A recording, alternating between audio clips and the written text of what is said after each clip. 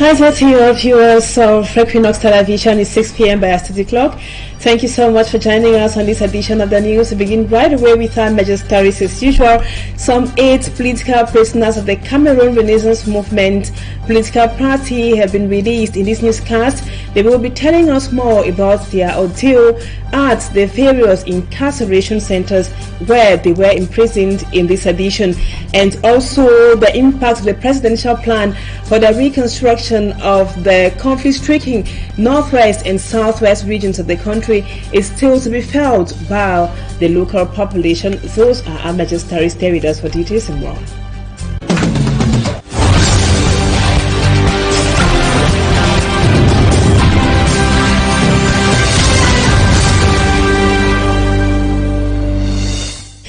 Welcome back, viewers. We told you on the headlines a while ago that some 8 political prisoners of the Cameroon Renaissance Movement political party have regained their freedom, and in the report which comes up next, those political prisoners say the ordeal they went through in those various incarceration centers would not stop them from fighting for a just cause in the country. Let's now have more with our staffman Innocent Aze. A total of 8 CRM political prisoners freed from incarceration centers where they spent about 2 years finally arrived Sangmalema, their hometown in the South region. Me voici à Sangmalema. J'ai pris un bus qui va aller de l'avant. Nous avons eu à faire ce qu'on appelait le tourisme carcéral. We made an incarceration tour. We were locked up in 3 prisons. In Full Prison, where we spent 6 months 11 days, Yoko Prison 2 months 13 days, and the Yaoundé Principal Prison, where we spent 16 months 4 days. Nous avons passé 16 mois et 4 jours. Warmly welcomed, they have a bitter testimony to tell their loved ones, friends and fellow party comrades. Car si vous voulez connaître le Cameroun, allez dans ses prisons. If you want to know Cameroon better, visit its prisons. Thank God for Professor Maurice Kamto. Today we are freed people. He gave us the message to tell the people of Sangmalema to brave fear of all sorts. N'ayez plus peur de qui que ce soit. That the prison sentences they served have taught them a great lesson which only strengthened their bravery to fight for a just cause. Nous avons du travail. We have serious work to do. Cameroon is ours. We all have to contribute our quarter to make it a better place. Bâtir ce Cameroun qui nous est cher. For Cameroonians to rescue their country hijacked by top government officials who tend to be repressive, everyone has to mobilize than before for a transition of power. Nous devons nous mobiliser. We have to mobilize. Everyone has to be ready to conquer. Conquérir ce qui lui revient de droit. Among those who happily welcomed the CRM freed political prisoners is a wife of one who says she missed her husband. J'ai supporté pendant 2 années. 2 ans. She had to persevere and be strong for her man. Je suis vraiment content de voir mon mari avec ses frères. According to the freed CRM militants, they are now stepping on the determination train to free the Republic of Cameroon from the hands of repressors in power.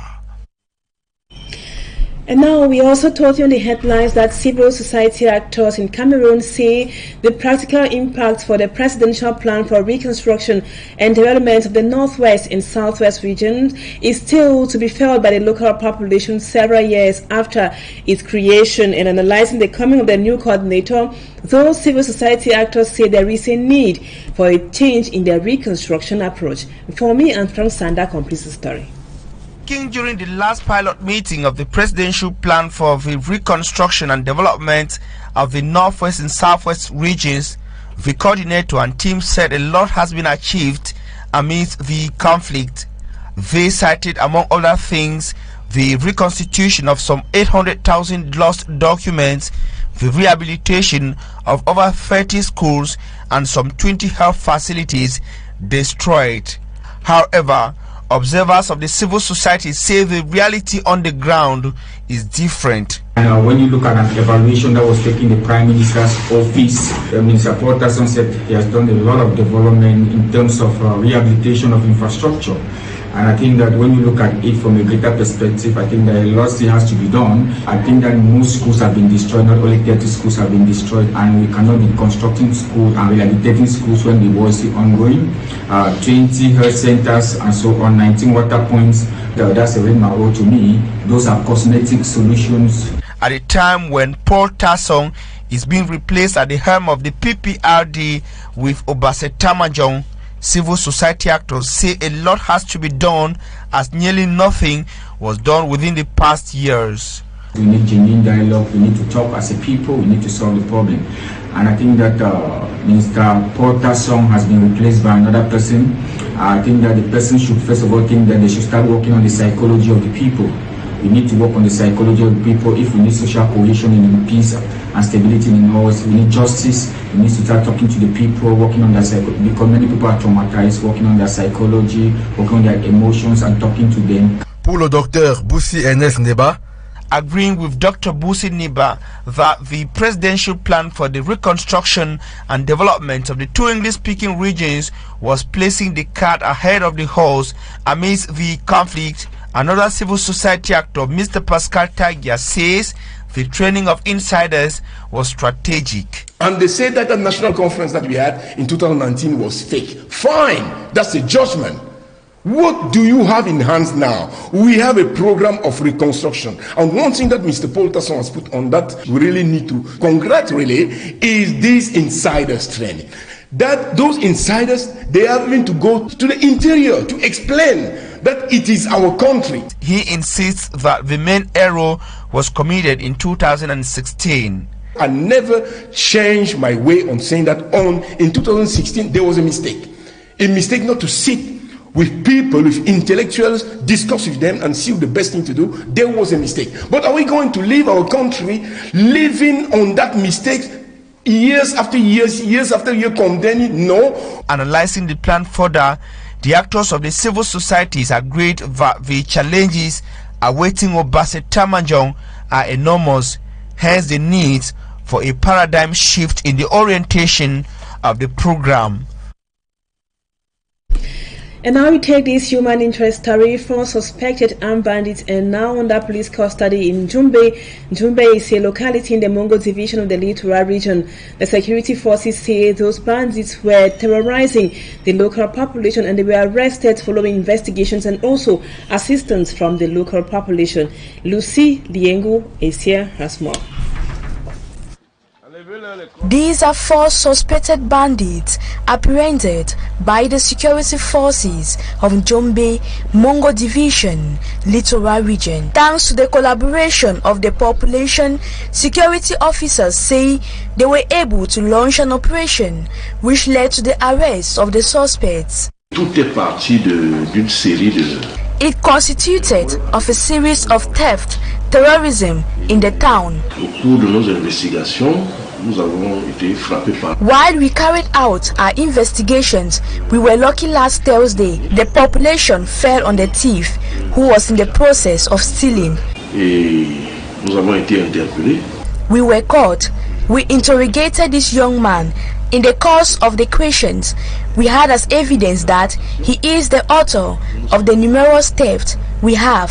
Il a été auteur de ces multiples coups de vol. Several items including a car, phones, marijuana, military shoes, a sewing machine, amongst others, were recovered. Bidun Engon Jean Patrick, police commissioners, say the modus operandi was to hypnotize their victims and break into their houses. Et il revendait le fruit de son... Everything he stole, he resold them to a certain Gankam Eric, who has once been in prison for 10 years for trafficking cocaine. Il était à ce moment soupçonné de trafic de chanvre et de cocaïne. The forces of law and order debunk such acts of terrorism. And no fee leave this work. I go follow una any place una go dey. They call on the population to collaborate and remain vigilant. And now we come back to this element of this young lady who is interested in repairing worn-out tires. She explains to our reporters that she got into the activity because of unemployment and high cost of living in the country. Our reporter Lucy Liengo Esia went in search of the young lady. She now tells us more about her art of repairing worn-out tires to earn a living. 37-year-old Kenya Fidel is a mother of 4 kids. She is specialized in tire repairs. According to the ambitious woman, seeing her husband Samuel Ekete in the noble profession encouraged her to join him. From the beginning, I followed him. I watched how he worked. With time, when he's repairing a tire, I also try to assist. When he gets tough, I called him for help. She says she has been in the business for 15 years. When clients come, their wish is for me to do their work. Even when my husband is around, I'm always called to carry out the tasks. Meanwhile, customers who come to fix their tires appreciate her competence and mastery of the job. Whenever I pass here, I see her working. She works well. People appreciate her. It merits encouragement because when you have a wife that helps you in your achievements, it's really great. 1 out of a million, her husband says he is very lucky. I have 4 kids with her. All my kids have been trained equally. When I'm not around, they do their work. While at work, she is my colleague and not my wife. Kenya Fidel challenges young girls to be hardworking and not relent their efforts in getting empowered. No, no, she don't for a begin make younger. You try to make younger una see my hand. That I do for a place I do work me all my skin days dirty. The tower around me my younger they make them. I do put my nails, do anything. Gone are the days of women emancipation. Today, like the saying goes, what a man can do, a woman can do better. We now move on to neighboring Chad. Chadians are expressing worries about the disappearance of the leader of an opposition party in Chad who went missing days ago. Success Masra went missing days ago, like I earlier announced, after manifestations in Chad which led to several deaths. Immaculate Fogwe completes the story for us. The whereabouts of prominent opposition figure in Chad, Success Masra, is still unknown. The president of the Transformers Party in Chad left his country a few days ago for a 20th October civilian manifestation against Chad's military rule. Sources say Success Masra passed through Cameroon, but his final destination is still a mystery. Reacting to accusations after his disappearance, the American embassy denies any form of implication. The embassy says neither him nor any opposition leader is seeking refuge on American soil. The United Nations organization is concerned with the violent repression that led to civil deaths. While the Chadian government claims 50 people were killed, non-governmental and human rights organizations say over 200 people were killed, with hundreds injured and civil persons arrested. Success Masra and his supporters have been revendicating for the return of power to civilian rule and the dissolution of the military transitional government. And now over to the Democratic Republic of Congo as the summit for climate change COP27 continues in Egypt today. The local population of the DRC have expressed worries over the emission of some gases into the atmosphere, which they say are adversely affecting the health of the local population. Let's now have more in this report with African News. More concerns are still being raised after the Democratic Republic of Congo's government put 30 oil and gas blocks in the country for auction. The auction is now causing uproar among environmentalists. 13 of the blocks cross through protected areas and national parks.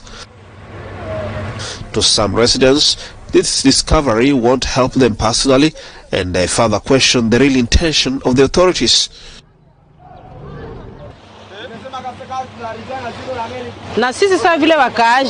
We the people want to understand when the exploitation starts.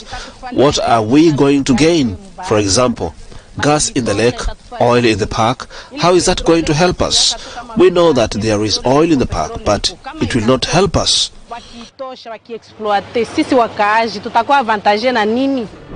Other residents believe the project will benefit the economy and reduce unemployment in communities. However, environmentalists have warned that the Democratic Republic of the Congo was heading down the wrong path. We should invest a lot more in renewable energies and abandon fossil fuels. This will allow communities to live, to invest in their land, and to live from their fishing, while also contributing to the state budget. The politicians and foreign multinationals are the only ones who will profit from this, because, as you know, the process began a long time ago. There was oil drilling since before 1960 in Mwanda. What did the people of Mwanda get out of it? Poverty, exclusion, and even loss of their land.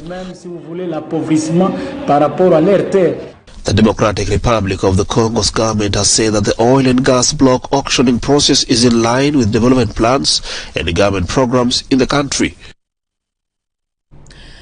And now in sports, we talk about the saga between Fecafoot and Coq Sportif or Le Coq Sportif. The two of them are at loggerheads following or with each other following the respect of the clause of their contract, an issue which was taken to court, but Le Coq Sportif in its last release promised to suspend the case until the end of the World Cup, which will begin soon in Qatar. Fecafoot reacts by saying it will never react or respect any agreement. Let's now have more on that saga between Le Coq Sportif and Fecafoot with Mala Glory. A judgment passed by the Paris Court of Law in favor of ex-kit supplier of the Indomitable Lions, Le Coq Sportif, has been contested by the Cameroon Football Federation. This is a continuation of the wrangling that had set in after the working relationship between the two structures was ruptured 5 months ago. The Cameroon Football Governing Body made a public declaration that the Coq Sportif have failed to respect the contractual obligations, and so they have the right to terminate the contract.